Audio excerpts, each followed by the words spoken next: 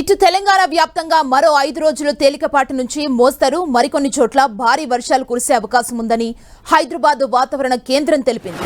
వర్షాల నేపథ్యంలో పలు జిల్లాలకు ఎల్లో అలర్ట్ జారీ చేసింది.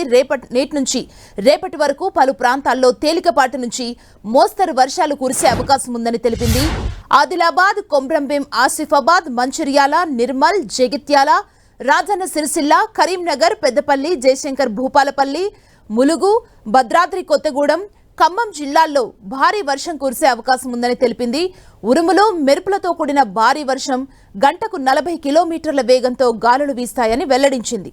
ఇక బుధ, గురువారాల్లో సిరిసిల్ల, కరీంనగర్, పెద్దపల్లి, జయశంకర్ భూపాలపల్లి, ములుగు, వరంగల్, హన్మకొండ, జనగాం, సిద్దిపేట, యాదాద్రి భువనగిరి, రంగారెడ్డి, హైదరాబాద్, మేడ్చల్, మల్కాజ్గిరి, వికారాబాద్, సంగారెడ్డి, కామారెడ్డి, మెదక్ జిల్లాల్లో అక్కడక్కడ వర్షాలు కురిసే అవకాశం ఉందని వెల్లడించింది.